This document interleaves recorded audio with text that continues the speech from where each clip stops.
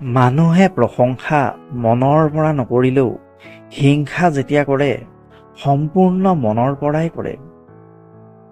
দুখীয়া মানুহৰ ঘৰলৈ ধনী মানুহ গ'লে দুখীয়া মানুহ সুখী হয়, কিন্তু ধনী মানুহৰ ঘৰলৈ দুখীয়া গ'লে ধনী মানুহ বিৰক্ত হয়। জীৱনত যদি দুখ কষ্ট পোৱা তেনেহ'লে ভয় নকৰিবা, কাৰণ ভগৱানে তেওঁকে বেছি পৰীক্ষা লয় যি সদায় সত্যৰ পথত থাকে। অতিৰিক্ত অভাৱে মানুহক যেনেকৈ বাস্তৱতা শিকিবলৈ বাধ্য কৰে, তেনেকৈ মানুহ চিনি পাবলৈও সহায় কৰে। কিছুমান মানুহ মমবাতিৰ দৰে হয়, সকলোকে পোহৰ দি দি নিজেই শেষ হৈ যায়।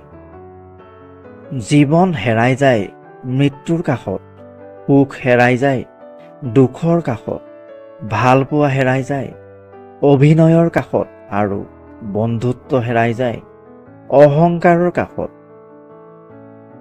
যদি তুমি এনেকুৱা এজন মানুহৰ অপেক্ষাত থাকা যি তোমাৰ সকলো সমস্যা সমাধান কৰি দিয়ে, তেনেহ'লে এবাৰ আইনাৰ আগত গৈ চোৱা, মানুহটো দেখা পাই যাবা।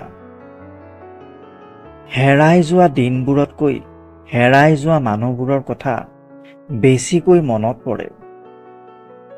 আপোন বুলি ভাবি যাক তুমি বিশ্বাস কৰিবা, তেওঁৱেই তোমাক গোপনভাৱে আঘাত কৰিব।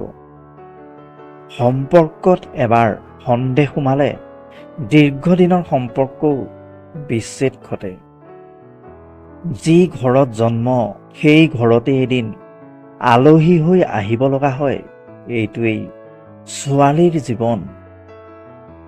ভাল পোৱাৰ ক্ষমতা সকলোৰে থাকিলেও মন বুজাৰ ক্ষমতা সকলোৰে নাথাকে।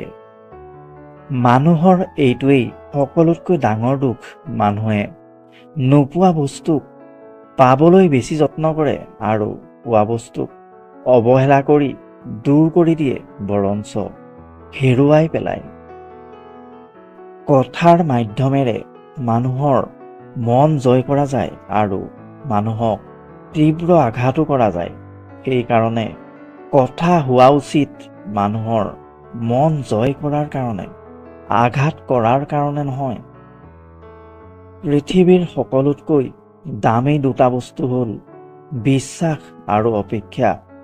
বিশ্বাস সকলোৱে ৰাখিব নোৱাৰে আৰু অপেক্ষা সকলোৱে কৰিব নোৱাৰে।